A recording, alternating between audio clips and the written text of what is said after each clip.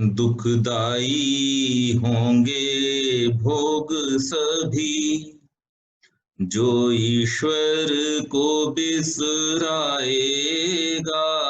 दुखदाई होंगे भोग सभी, जो ईश्वर को बिसराएगा। विषयों की गिरकर खाई में, चोटों पर चोटें खाएगा। दुखदाई होंगे भोग सभी।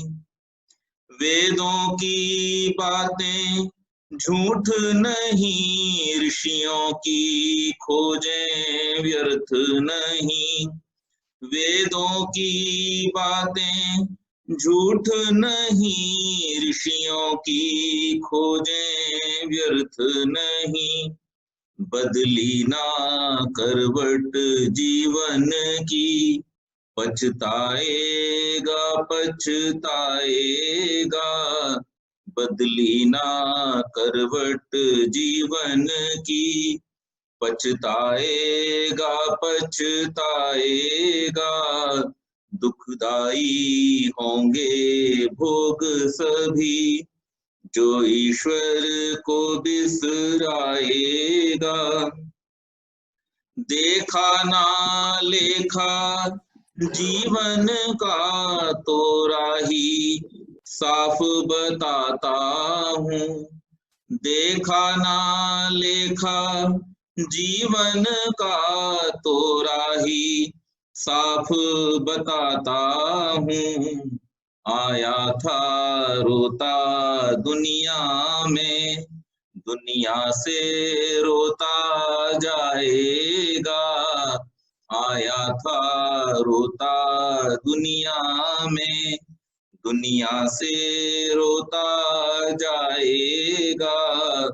दुखदाई होंगे भोग सभी, जो ईश्वर को बिसराएगा। अपना हित चाहे देश अगर, जपनाम सदा परमेश्वर का। अपना हित चाहे देश अगर, जपनाम सदा परमेश्वर का। वरना सुन ले दुख सागर में, अपने को डूबा पाएगा। वरना सुन ले दुख सागर में, अपने को डूबा पाएगा। दुखदाई होंगे भोग सभी, जो ईश्वर को बिसराएगा। विषयों की गिरकर खाई में, चोटों पर चोटें खाएगा। दुखदाई होंगे भोग सभी। बहुत बहुत धन्यवाद। बढ़िया, बहुत बढ़िया, बहुत बढ़िया।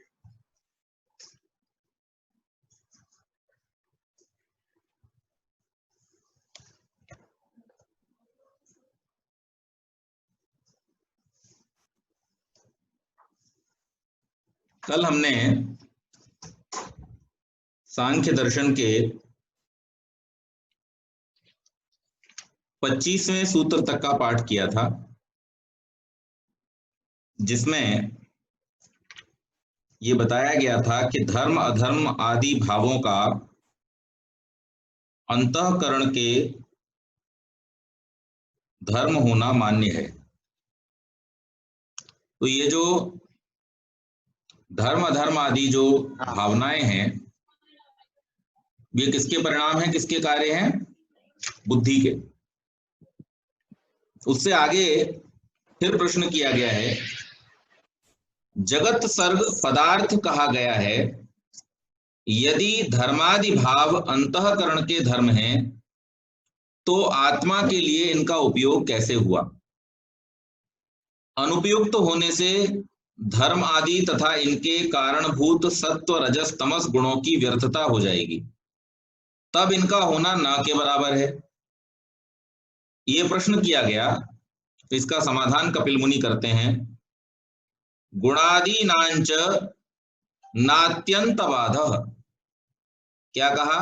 च माने और, गुणादीनाम गुण आदि का, अत्यंत बाधः थोड़ा भी अनुपयोग नहीं है। गुण सत्व रजस तमस और उनके कार्य धर्म आदि भाव तथा अन्य कार्यों की सर्वथा बाधा, अनुपयुक्तता या व्यर्थता नहीं कही जा सकती है, क्योंकि गुणों का बाधित होना उसी अवस्था में संभव है जब आत्मा के लिए उनका कोई उपयोग न हो। हम गुणों की बात को बाधित कब मानेंगे? जब उनका आत्मा के लिए कोई भी किसी भी प्रकार का उपयोग न हो। लेकिन संसार में हम ये देखते हैं कि जितने भी सत्व रज और तम गुण से बने हुए पदार्थ हैं और उन पदार्थों का जीवों के लिए जो भोग है वही उनका प्रयोजन बतलाया गया है।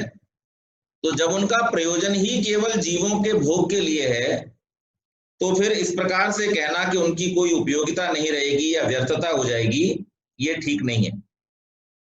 जब आत्मा के लिए उनका कोई उपयोग है और भोगादि को वो सिद्ध करते हैं तो इसलिए उनको बाधित बताना ठीक नहीं है।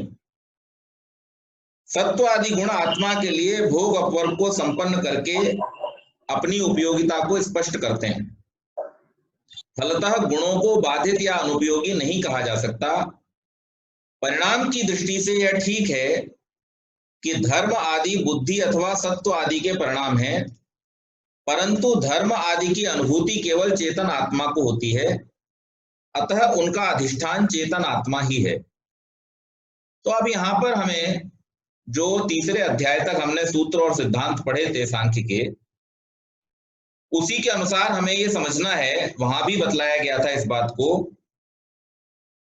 कि जो धर्म आदि हैं वो बुद्धि का, अंतःकरण का क्या है? कार्य है। और अंतःकरण का कार्य होने के कारण से उन्हें आत्मा के लिए साधन के रूप में तो माना जा सकता है, लेकिन उनको आत्मा से उत्पन्न नहीं माना जा सकता।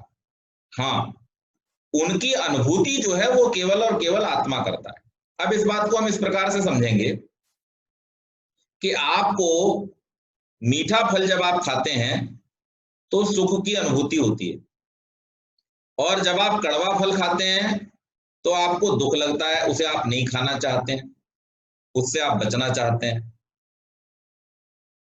जाड़े के दिनों में आपको ठंडे पानी से कष्ट होता है और गर्मी के दिनों में आपको गर्म पानी से कष्ट होता है।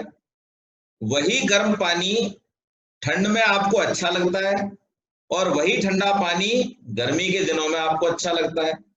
यानी पानी का ठंडा या गर्म होना दुख का कारण नहीं है। दवा का कड़वा या मीठा होना दुख का कारण नहीं है। कारण क्या है?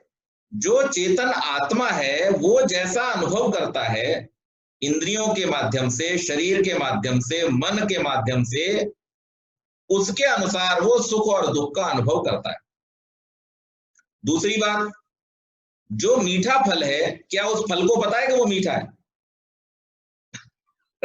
यहां पर प्रश्न ये उठता है कि जो मीठा फल है या कड़वा फल है, उस फल को तो ये नहीं पता वो मीठा है कि कड़वा है। ये तो किसको पता है?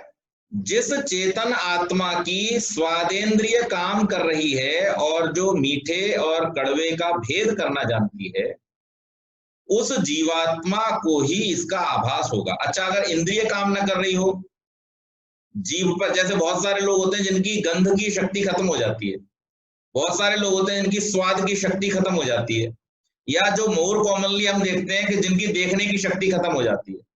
तो देखने की जिसके पास शक्ति नहीं है वो अपने आत्मा को उस विषय का बोध नहीं करा पाएगा जो उसके सामने रखा हुआ है, लेकिन इससे उस वस्तु में तो बाधा उत्पन्न नहीं होती। एक छोटा सा उदाहरण देता हूं आपको कि एक बार घर में बंदूक रखी हुई थी और जो बंदूक थी वो बच्चे ने उठा ली, 12-13 वर्ष का बच्चा, और उसने बंदूक हाथ में ले ली। अब उसके पिताजी समझा रहे हैं, पिताजी क्या समझा रहे हैं, बेटा बंदूक रख दे, इसमें कारतूस भरा हुआ है, गोली भरी हुई है, गलती से चल गई तो सामने वाले को लग जाएगी, नुकसान हो जाएगा, कुछ चीज टूट जाएगी, या व्यक्ति को लग गई तो और ज्यादा नुकसान हो जाएगा। बच्चा क्या जवाब दे रहा है, पिताजी मुझे मालूम है ना कहाँ चलानी है कहाँ नहीं चलानी है। बोले तुझे तो मालूम है लेकिन बंदूक को तो नहीं मालूम कहाँ चलना है और कहाँ नहीं चलना है। तेरे हाथ में ये कितनी कंट्रोल में रहेगी कितनी नहीं रहेगी इसकी कोई संभावना हमें पता नहीं है। इसलिए बंदूक को ये ज्ञान नहीं है कि उसे किस पर चलना है और किस पर नहीं चलना है। इसी प्रकार से हम अक्सर देखते हैं संसार में कि कभी कोई दुर्घटना हो जाती है आग लगने की। वो आग लगने की दुर्घटना किन कारणों से होती है, या तो कोई दिया जलाया था घर में, उस दिए के कारण से वो गिर गया, बिल्ली ने गिरा दिया या बच्चे ने गिरा दिया और किसी कपड़े में होकर के आग लग गई, या फिर रसोई गैस की आग से, या फिर शॉर्ट सर्किट होने से। तो इस प्रकार से जिन चीजों को रखा गया था किस दृष्टि से, उपयोगिता की दृष्टि से, किसी अन्य उपयोग की दृष्टि से, लेकिन उनके द्वारा भयानक नुकसान होने की भी संभावना रहती। कारण क्या है, वहां पर अग्नि को यह ज्ञान नहीं है कि उसे क्या जलाना है और क्या नहीं जलाना है। अग्नि के सामने जो भी आएगा ईंधन के रूप में अगर उसका उपयोग हो सकता है तो अग्नि उसको जला डालेगी, वो छोड़ेगी नहीं।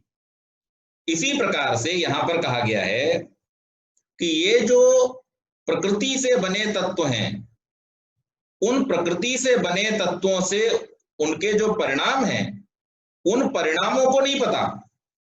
धर्म आत्मा को पता है लेकिन धर्म को नहीं पता, बुद्धि को धर्म का नहीं पता। आत्मा बुद्धि के द्वारा धर्म को जानता है। स्वामी जी ने एक बात लिखी है सत्यार्थ प्रकाश में, मनुष्य का आत्मा सत्य और असत्य को जानने वाला है, फिर भी हठ, दुराग्रह आदि के कारण से सत्य को छोड़कर असत्य में झुक जाता है। वहां पे उन्होंने ये नहीं कहा बुद्धि झुक जाती है, वहां पे ये नहीं कहा मन झुक जाता है, वहां पे क्या कहा उन्होंने, आत्मा, क्योंकि आत्मा ही निर्णय लेने वाला, अनुभव करने वाला तत्व है। उसके लिए बुद्धि, मन, अहंकार, इंद्रियां, शरीर, ये सब क्या है, साधन के रूप में है। और धर्म भी इसी प्रकार से बुद्धि का परिणाम होने के कारण से, बुद्धि का कार्य होने के कारण से वो भी क्या है, आत्मा का साधन है, और उस साधन के द्वारा आत्मा अपने उद्देश्य की प्राप्ति करता है। तो इसलिए यहां पर यह समझाने का प्रयास किया है सूत्रकार ने कि धर्म आदि की जो अनुभूति है वो केवल चेतन आत्मा करता है, धर्म को या बुद्धि को या मन को उसकी अनुभूति नहीं होती। लेकिन जो धर्म है वो प्रोडक्ट किसका है, वो कार्य किसका है, बुद्धि का है। पंचावयव योगात सुख संवित्ति, पंचावयव योगात 5 ज्ञानेंद्रियों के योग से सुख संवित्ति, सुख आदि का अनुभव होता है। 5 ज्ञानेंद्रियां अंतःकरण के 5 अवयवों के समान है। यथा विषय उनके योग अर्थात सन्निकर्ष से सुख संवित्ति अर्थात सुख की अनुभूति आत्मा को होती है। परिणाम की दृष्टि से धर्म आदि भावों के अंतःकरण का धर्म होने पर भी उनसे होने वाली अनुकूल अनुभूति आदि आत्मा को ही होती है। अंतःकरण का सीधा संबंध बाह्य जगत से नहीं है। अब ये जो हमारा अंतःकरण है जिसमें मन, बुद्धि, चित्त, अहंकार आते हैं, इस अंतःकरण का सीधा सीधा संयोग बाह्य वातावरण से नहीं होता। ये किसके माध्यम से होता है, ये होता है इंद्रियों के माध्यम से। 5 ज्ञानेंद्रियों के द्वारा वो संपर्क होता है तथा प्रत्येक इंद्रिय अपने नियत विषय के साथ में संपर्क स्थापित कर पाती है। आंख से आप किसी दृश्य को तो देख सकते हैं, लेकिन किसी दृश्यमान फल को आप आंख से सूंघ नहीं सकते। सूंघने के लिए आपको उसे नाक के पास ले जाना पड़ेगा, और शब्द को सुनने के लिए भी आपकी आंख काम नहीं करेगी। शब्द को सुनने के लिए उसके लिए कान होना आवश्यक है। इसी प्रकार से उस फल का स्वाद चखने के लिए जीभ आवश्यक है, उसका स्पर्श महसूस करने के लिए त्वचा आवश्यक है। तो ये जो 5 हमारी ज्ञानेंद्रियां हैं, ये केवल अपने अपने जो नियत विषय हैं उन विषयों का ही ग्रहण करती हैं, उसके साथ ही संपर्क स्थापित कर पाती हैं। इसलिए सूत्र में अवयव पद से उनका संकेत किया गया है। बाह्य विषय के साथ सीधा संबंध इंद्रिय का रहता है, विषयाकार परिणित होकर वह उस विषय को मन तक पहुंचा देती है। मन अहंकार को और अहंकार बुद्धि को देता है, बुद्धि तद आकार होकर उस विषय को आत्मा में समर्पित करती है। इस प्रकार अंतःकरण के अवयव भूत 5 इंद्रियों के सहयोग से आत्मा को सुख की अनुभूति होती है। सुख प्रत्येक अन्य भाव का उपलक्षण है। अनुकूल प्रतिकूल समस्त अनुभूतियों में यही क्रम समझना चाहिए। तो सुख के लिए जैसा हमने समझा कि इंद्रिय के द्वारा जो सुख अनुभव हुआ वो मन को गया, मन के द्वारा किसको गया, अहंकार को, अहंकार के द्वारा बुद्धि को और बुद्धि के द्वारा आत्मा को। इस प्रकार से ये इसका क्रम होता है। तो जो सुख के लिए है वही अन्य सब अनुभूतियों अर्थात दुख आदि के लिए भी उसी क्रम को यथावत समझना चाहिए। अब इसके बाद में फिर एक और प्रश्न किया कि 21वें सूत्र में श्रुति और लिंग के आधार पर धर्म आदि की जगन निमित्तता को प्रमाणित किया गया है। अब लिंग अर्थात अनुमान का स्वरूप क्या है? तो अनुमान का स्वरूप यहां पर बतलाते हुए कहा है, न सुकृत ग्रहणात् संबंध सिद्धि। सुकृत ग्रहणात् एक बार एकत्र ग्रहण से संबंध सिद्धि, व्याप्ति का निश्चय नहीं होता। संबंध व्याप्ति को कहते हैं। किन्हीं दो धर्मों का अव्यविचरित नियत साहचर्य व्याप्ति कहलाता है, जो अनुमान का मुख्य आधार है।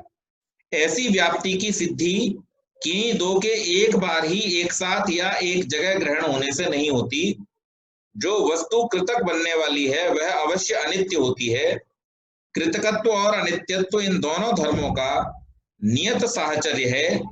एक धर्म दूसरे को छोड़कर रह नहीं सकता, यही इनकी व्याप्ति है। व्याप्ति के लिए धर्मों का एक बार या अनेक बार इकट्ठे ग्रहण होना कोई विशेषता नहीं रखता। वहां अपेक्षा इस बात की होती है कि उनमें से एक दूसरे को छोड़कर न रह सके। यदि घट के निर्माण के समय हम अनेक बार भी गंधर्व के साथ बंधे देखते हैं तो भी घट गंधर्व की व्याप्ति संभव नहीं हो सकती। सूत्र में न पद को अलग न रखकर नई कथा इत्यादि के समान समस्त पाठ भी माना जा सकता है। तो यहां पर एक बात समझाने की कोशिश की गई है, उसको मैं एक सच्ची घटना के द्वारा आपको समझाऊंगा। सच्ची घटना यह है कि हमारे पिताजी जिस कॉलेज में पढ़ाते थे उस कॉलेज के जो मैनेजर साहब थे वहां के स्थानीय एमएलए भी थे, वो ही वहां के अध्यक्ष थे उस कॉलेज के। अब उनके घर में किसी की हुई शादी। उस शादी में सब सारे लोग गए, तो चूंकि शादी गांव में होनी थी तो लोग अपने अपने साधनों से जहां जा रहे थे तो उन्होंने 2-3 गाड़ियां लगा रखी थी उन लोगों को रिसीव करके लाने के लिए। तो जो एक गाड़ी गई वहां पे, उस गाड़ी का ड्राइवर पहली बार तो चला गया किसी परिचित व्यक्ति के साथ जिसको वो रास्ता मालूम था, लेकिन दूसरी बार जब वो दूसरी खेप में लोगों को लेकर के गया तो उसने एक स्थान पे जाके गाड़ी रोक दी। अब वो रास्ता ढूंढने लगा इधर उधर, उसे रास्ता ना मिले। बोले भाई क्या हो गया? कि साहब रास्ता भूल गया। बोले अरे तुम इतने पुराने ड्राइवर हो, तुम्हें कुछ ना कुछ पहचान बनानी चाहिए थी कि रास्ता क्या है, रास्ते में कौन कौन सी चीजें पड़ रही हैं। उनने कहा साहब वो पहचान ही तो बताई थी, अब वो पहचान मिल नहीं रही है इसीलिए मैं कंफ्यूज हो गया हूँ। बोले क्या पहचान थी? बोले पान की दुकान के नीचे कुत्ता बैठा था। अब दुकान तो दिख रही है, कुत्ता नहीं दिख रहा, तो समझ में नहीं आ रहा ये वही दुकान है या कोई दूसरी दुकान है। तो इस प्रकार की जो पहचान बना लेते हैं उनसे जो है वो उसका व्याप्ति नहीं होता है। तो इसी प्रकार से अब मान लीजिए कुम्हार कभी घड़ा बनाता है तो मिट्टी लादने वाला जो गधा है वो वहीं पे अक्सर खड़ा रहता है उसके उस बाड़े के अंदर ही जहां पर स्थान पे वो बैठ के बनाता है। अब कोई ये समझ ले इस बात को कि घड़ा बनने के लिए गधे का पास में खड़ा होना जरूरी है, तो ये बात तो क्या है, ये व्याप्ति यहाँ पर, ये व्याप्ति इस प्रकार से नहीं है, ये एक दोष है, यह विद्या के कारण से उत्पन्न हुआ है। इसको इस रूप में समझना नहीं चाहिए। तो इसी प्रकार से जो संबंध व्याप्ति का सिद्धांत है उसे हमें मानना और जानना चाहिए कि जिसका अस्तित्व जिसके द्वारा है और जिसके द्वारा वो चीज बनने वाली है उसको उसी रूप में समझना चाहिए। आगे कहा व्याप्ति के भेद के साथ उसका स्वरूप कैसा है, तो नियत धर्म साहित्य मुभयो रेकतसरस्य वा व्याप्ति। नियत धर्म साहित्य मुभयो रेकतरस्य वा व्याप्ति। व्यवस्था पूर्वक धर्मों का इकट्ठा रहना व्याप्ति है, चाहे वह दोनों धर्मों का हो अथवा दोनों में से किसी एक धर्म का हो। तो साध्य और साधन दोनों धर्मों का परस्पर नियत साहचर्य अथवा केवल साधन धर्म का साध्य के साथ में नियत साहचर्य व्याप्ति है। पहले का उदाहरण कृतकत्व और अनित्यत्व जो पिछले सूत्र में बतलाया गया, और दूसरे का उदाहरण धूम और अग्नि है। धूम अग्नि के बिना संभव नहीं है, इसलिए धूम की व्याप्ति अग्नि के साथ में। अब जैसे गधे का होना घड़े के बनने के लिए जरूरी नहीं है, लेकिन अग्नि का होना धुएं के लिए जरूरी है, तो वहां पर व्याप्ति है। तो व्याप्ति किस प्रकार से है कि जिसके बिना दूसरा न हो सके। यहां पर व्याप्ति का उदाहरण देते हुए बतलाया कि जहां पर अग्नि है वहां पर धुआं होगा, जहां पर धुआं है वहां पर अग्नि होगी, लेकिन जहां जहां अग्नि है वहां पर धुआं हो ऐसा आवश्यक नहीं है, लेकिन जहां जहां पर धुआं होगा वहां अग्नि का होना आवश्यक है। इस प्रकार से यहाँ पर यह बतलाया कि धुएं के लिए अग्नि जो है व्याप्ति है। अगर अग्नि नहीं होगी तो धुआं नहीं हो सकता है, इसलिए इन दोनों का व्याप्ति है। पर अग्नि जो है वो धूम के बिना भी अयोगोलक अथवा अंगार आदि में रहता है, इसलिए अग्नि की व्याप्ति धूम के साथ नहीं है। यहाँ पर हम किस रूप में समझ रहे हैं इसको, धुएं के लिए अग्नि है। ध्यान दीजिएगा, इसको फिर से रिपीट कर रहा हूं मैं, दो प्रकार से समझाया गया व्याप्ति कैसी है, उसके दो उदाहरण यहाँ पर दिए गए। एक उदाहरण तो ये दिया गया है कि एक पदार्थ के होने से दूसरे पदार्थ का अस्तित्व न हो या हो भी तो फिर वहां पर व्याप्ति नहीं माननी चाहिए। जैसे कुम्हार के पास में गधा खड़ा हो या न खड़ा हो, घड़े के बनने में उसका कोई योगदान नहीं है, तो इसलिए अगर गधा खड़ा होगा तो भी घड़ा बनेगा, गधा नहीं खड़ा होगा तो भी घड़ा बनेगा।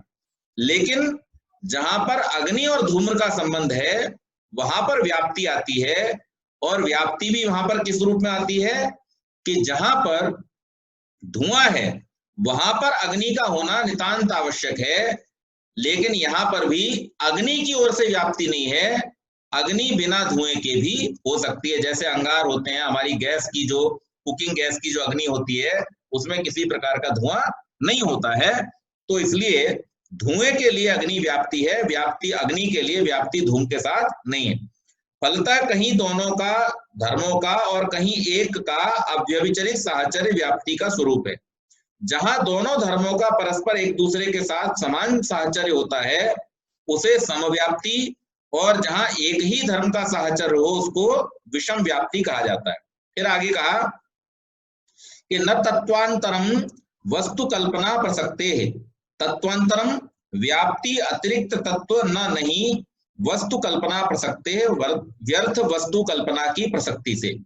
व्याप्ति को अतिरिक्त तत्व मानना युक्ति संगत नहीं है, क्योंकि अतिरिक्त वस्तु की कल्पना व्यर्थ होगी। कारण यह है कि वहां भी अव्यभिचरित साहचर्य को मानना तो अवश्य अपेक्षित होगा, फिर उसी को व्याप्ति क्यों न मान लिया जाए, अतिरिक्त तत्व को मानना निष्फल है। तो फिर एक प्रश्न उठाया यहाँ पर कि यदि किन्हीं दो पदार्थों या धर्मों का नियत साहचर्य उनसे कोई अतिरिक्त तत्व नहीं है तो वह क्या है, तो उसका उत्तर देते हैं निज शक्त्युद्भव मित्याचार्या।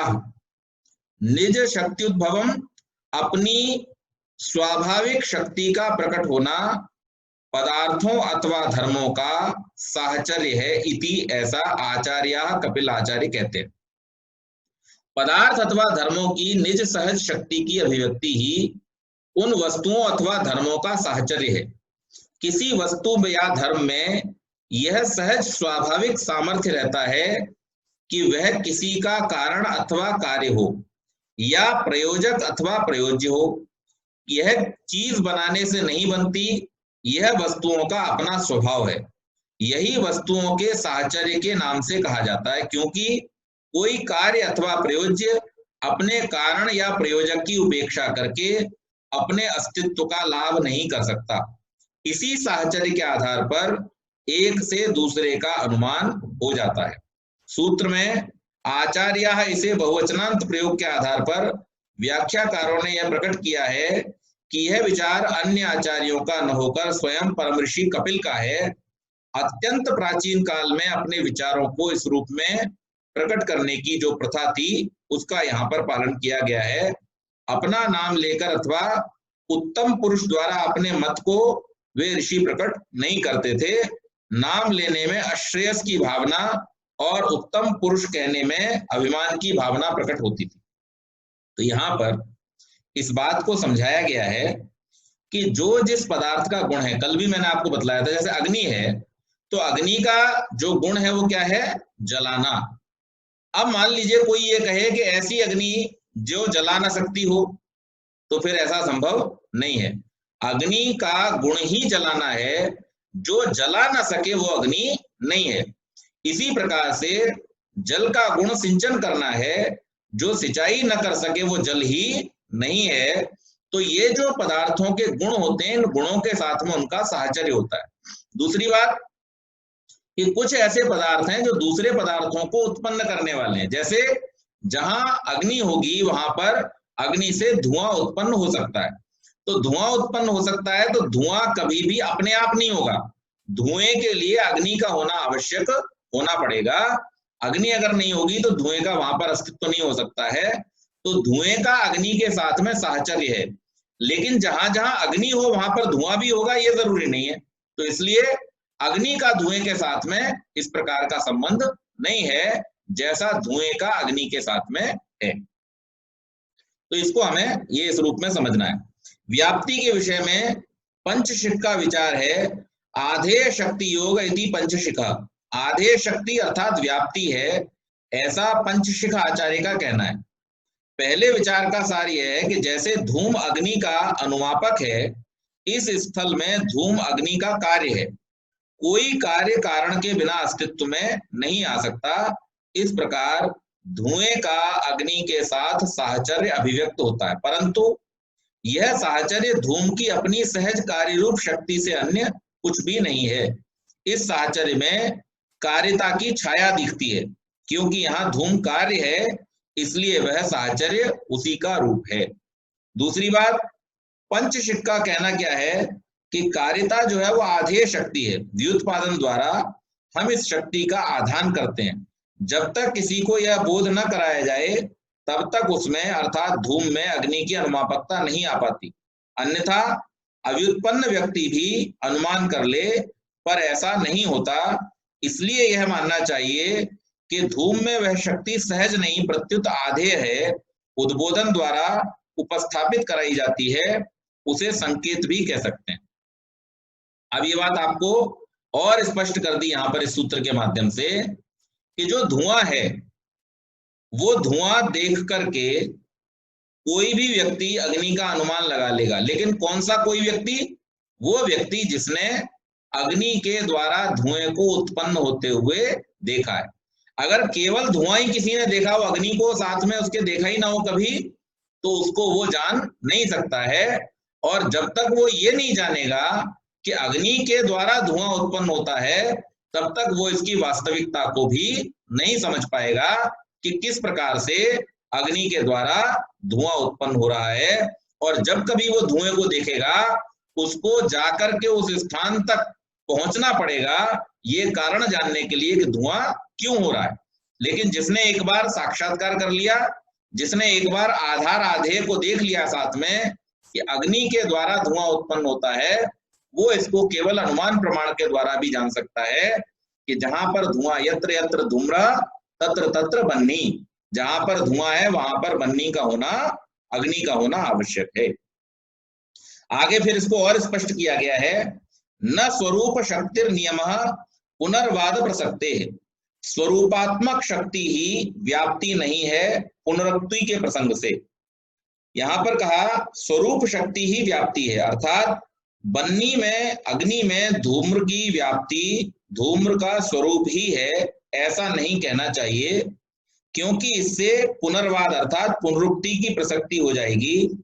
व्याप्ति को धूम का स्वरूप मानने पर दोनों का एक ही अर्थ होगा।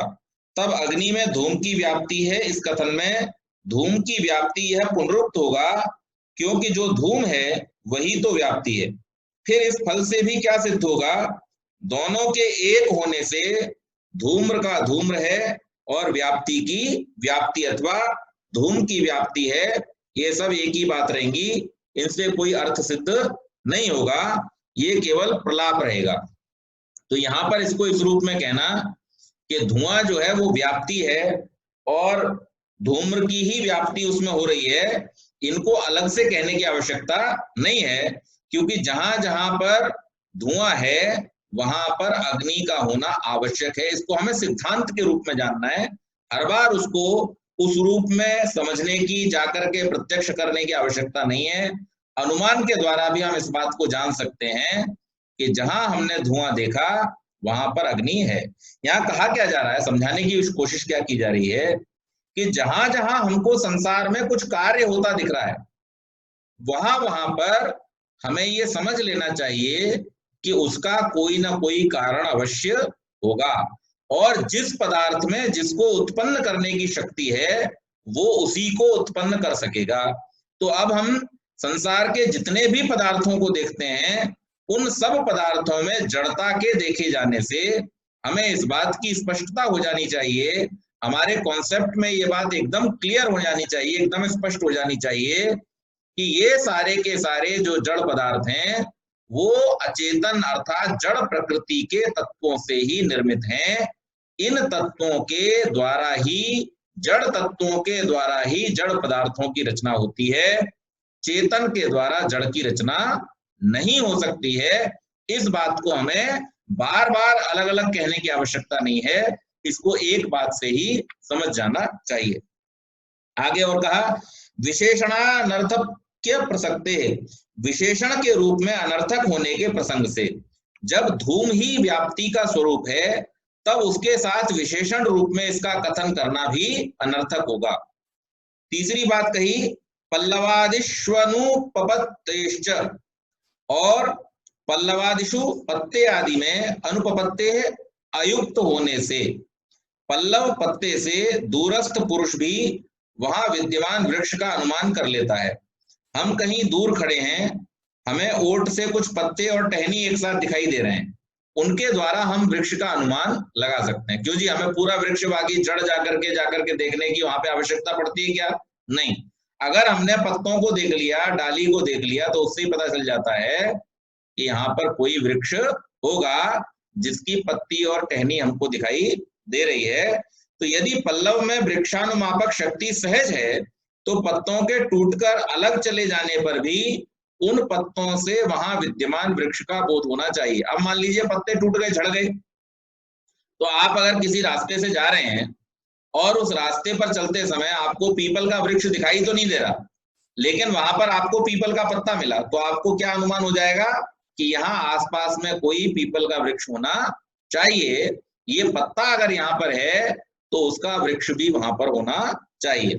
तो इस प्रसंग को यहीं पर समाप्त किया है कि आधे शक्ति सिद्धौ निज शक्ति योग समानन्यायात्, आधे शक्ति का निश्चय हो जाने पर यथार्थ अनुमान प्रयोग से सहज शक्ति ही व्याप्ति है, ऐसा हम जान लेते हैं। तो यहाँ पर जो अनुमान प्रमाण के बारे में बात की गई थी कि अनुमान के द्वारा हम कैसे माने, तो उसको यहाँ पर स्पष्ट किया गया कि जिसमें जिसको उत्पन्न करने की शक्ति है उसमें ही उसकी शक्ति का बोध होना चाहिए।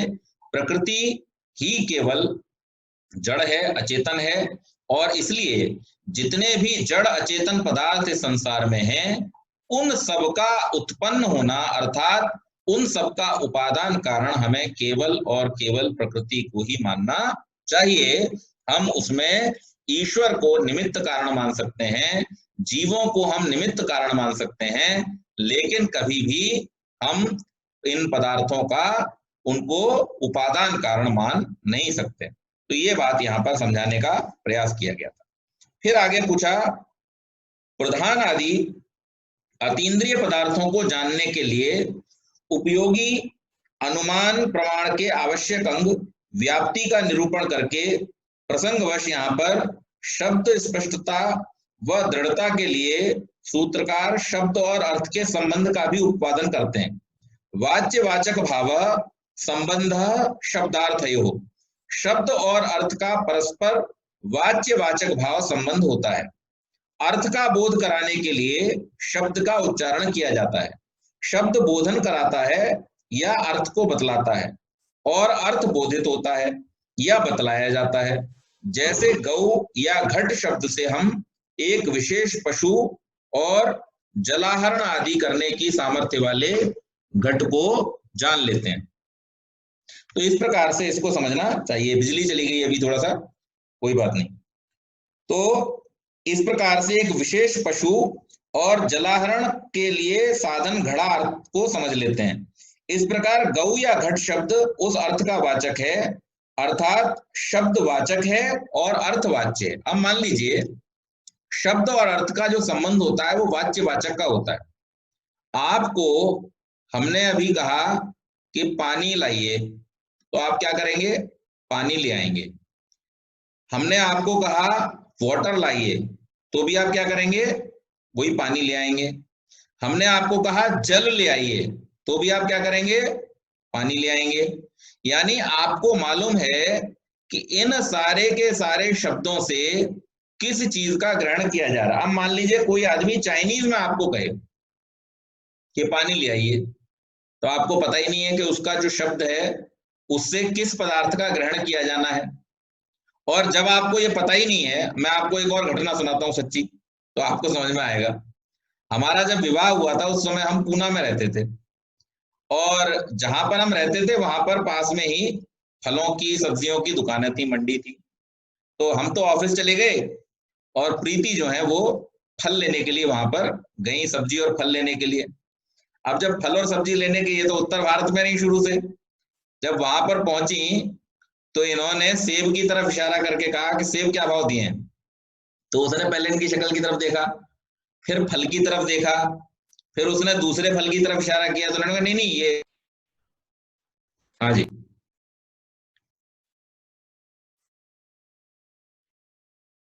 दिखाई दे रहा है? हाँ जी, हाँ जी। हाँ, तो इन्होंने वहां पर उनसे प्रश्न किया कि जो ये फल है, तो उसने कहा सफरचंद। अब सफरचंद जब कहा तो इनको समझ में नहीं आया सफरचंद कौन होता है। नहीं, सफरचंद कौन है भाई? सफरचंद हमारे यहाँ के हिसाब से, उत्तर भारत के हिसाब से किसी का नाम होता है सफरचंद, लेकिन मराठी में सेब को सफरचंद कहा जाता है। अब जो मराठी जानता है उसे तो पता चल जाएगा सफरचंद क्या है, लेकिन जो नहीं जानता उसके लिए वो शब्द और वो जो पदार्थ है सेब रूपी, उनका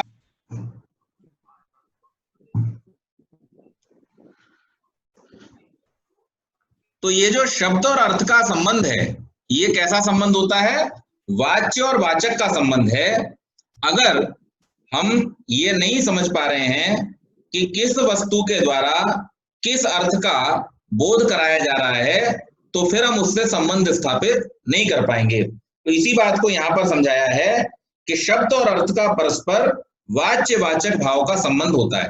तो जो भी शब्द है उस शब्द के द्वारा ये पता चलता है कि किस अर्थ को या किस पदार्थ को वहां पर ग्रहण किया जा रहा है।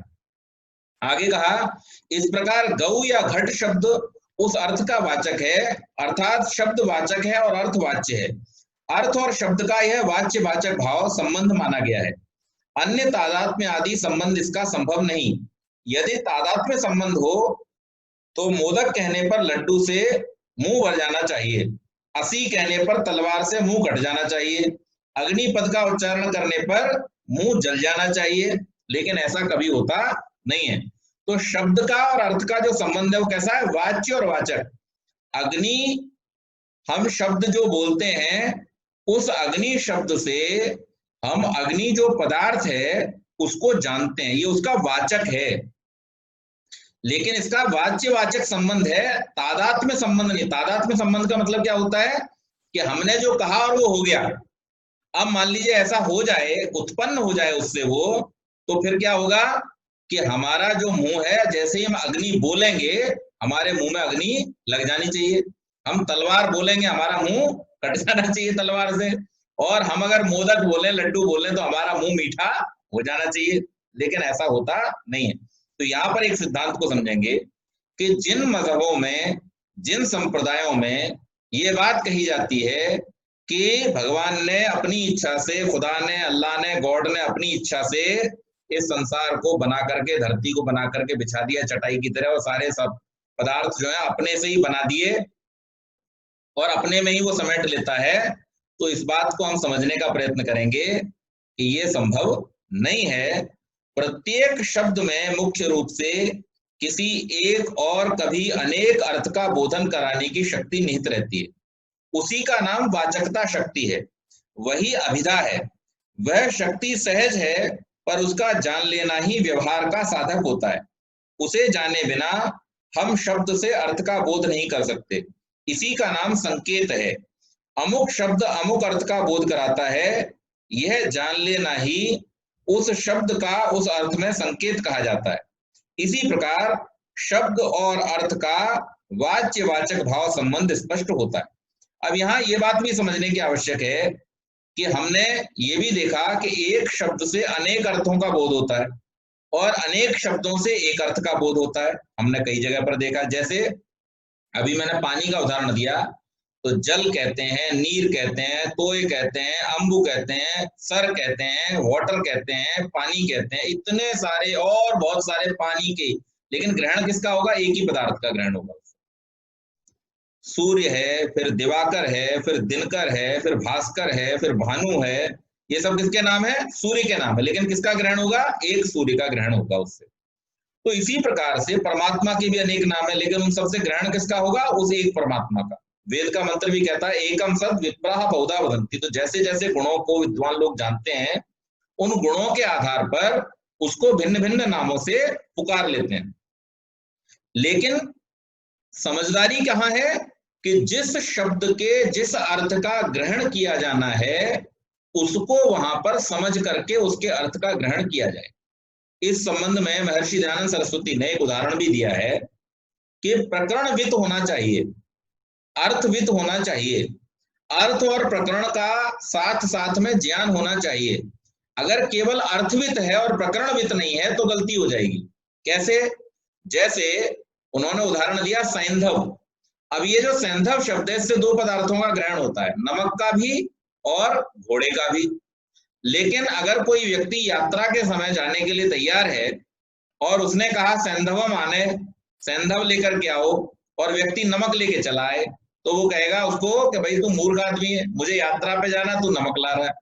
और भोजन के समय कहे कि सैंधव लेकर के आओ और वो घोड़ा लाके खड़ा कर दे पास में, तो भी कहेगा कि तू मूर्ख आदमी है। तो अर्थ जान लेने से ही काम नहीं चलता, वहां पर प्रकरण का ज्ञान होना भी आवश्यक होता है। यहाँ पर कपिल मुनि ये कह रहे हैं कि हर शब्द अपने अर्थ का बोध कराता है। उस अर्थ का बोध होना ही उसका संकेत है, और इसे संकेत रूप में ही समझना चाहिए, वाच्य वाचक के रूप में ही समझना चाहिए, और इसके संबंध को जानना चाहिए।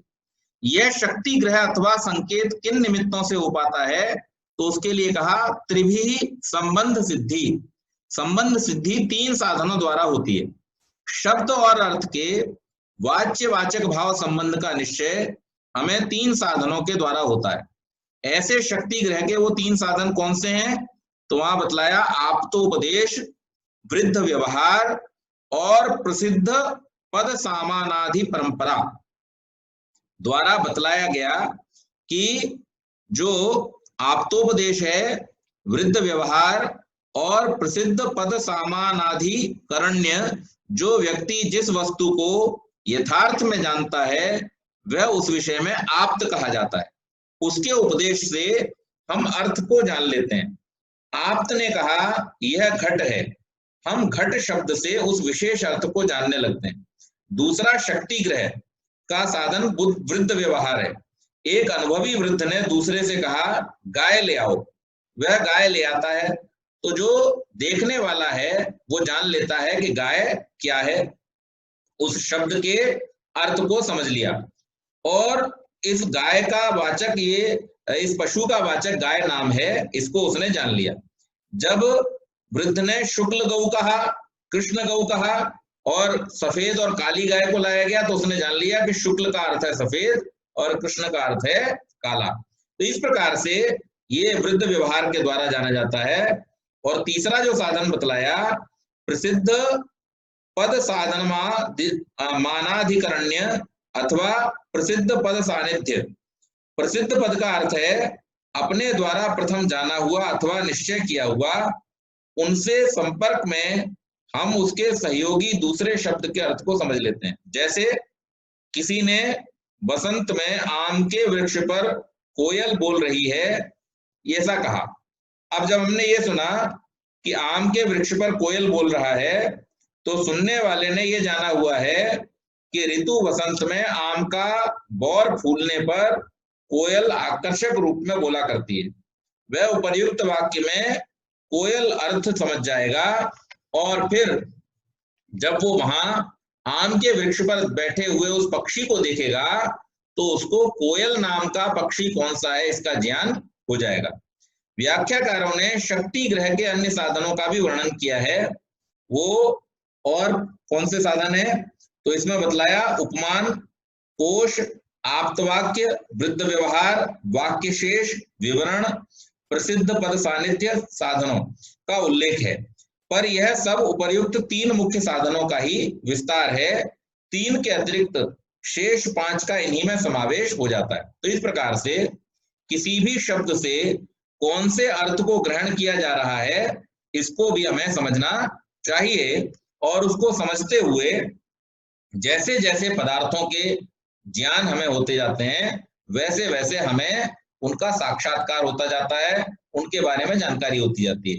तो यहाँ पर 3 चीजें हमें जाननी होती है। पहली चीज तो क्या बतलाया कि जो सादृश्य है उसको, यानी आप्तोपदेश, किसी हमारे जानकार आप्त पुरुष ने, विद्वान पुरुष ने, या जो साक्षात्कृत धर्मा जिसको आप्त संज्ञा दी गई है, ऐसे व्यक्ति ने किसी वस्तु का नाम रखा तो उस वस्तु का नाम उसके द्वारा ही ग्रहण किया जाएगा।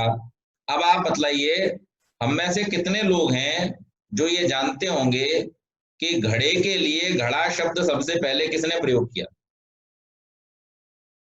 तो हम अगर इतिहास में चलते चले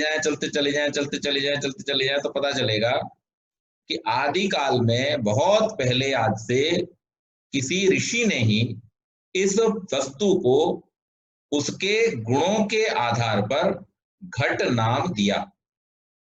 अगर उस ऋषि ने नाम दिया तो परंपरा से होते होते वो हम तक पहुंचा। इसी प्रकार से वेद राशि जो शब्दों के द्वारा ऋषियों के मुख से निकली, उस वेद राशि को हमने यथावत ग्रहण किया। ये भी क्या है? आप्तोपदेश, आप्तों के द्वारा जो किया गया शब्द है उस शब्द को हमने ग्रहण किया। इसी प्रकार से जो शास्त्र हैं, वो शास्त्र भी ऋषियों के मुख से निकली हुई वाणी है, उसको हमने सिद्धांत के रूप में ग्रहण किया। वेद में और शास्त्र में क्या फर्क है, यह हमें समझना चाहिए। वेद अपने अर्थ को स्वयं प्रकट करता है। वेद के जितने भी शब्द हैं वो अपने ही शब्दों के अर्थों को स्वयं प्रकट करने वाले हैं, इसलिए वेद को स्वतः प्रमाण माना गया है। और शास्त्र जो हैं, उन शास्त्रों के अर्थ ऋषियों के द्वारा प्रकट किए गए हैं, इसलिए उनको परतः प्रमाण माना गया। तो वेद की किसी बात को सिद्ध करने के लिए हमें किसी बाहरी अन्य उदाहरण की आवश्यकता नहीं होती। इसमें सांसारिक उदाहरण हम क्या लेंगे कि जैसे किसी के घर में बिजली का कोई बल्ब लगाया, बहुत अच्छा प्रकाश करता है, तो हमने क्या कहा उसको कि इसका प्रकाश तो कैसा है? सूर्य जैसा है, बिल्कुल दिन जैसी रोशनी कर दी। लेकिन जब सूर्य का प्रकाश होता है तब हम क्या कहते हैं? सूर्य का प्रकाश किसके जैसा है?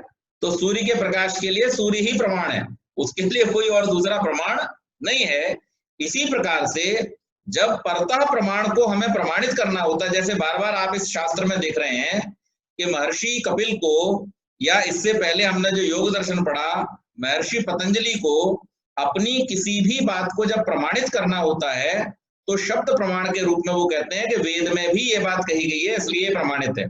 लेकिन वेद की कही हुई किसी बात को भी इस रूप में प्रमाणित करने की आवश्यकता नहीं होती है, क्योंकि वो स्वतः प्रमाण है। तो इस प्रकार से किसी भी शब्द के अर्थ को समझने के लिए तीन चीजों की आवश्यकता है।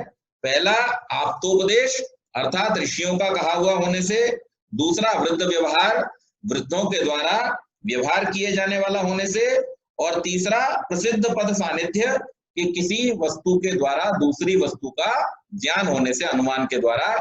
तो इस प्रकार से ये शब्दों के अर्थों का ज्ञान प्राप्त किया जाता। तो आज की चर्चा को हम यहीं तक सीमित रखेंगे और इससे आगे की चर्चा को हम कल करेंगे। बहुत बहुत धन्यवाद।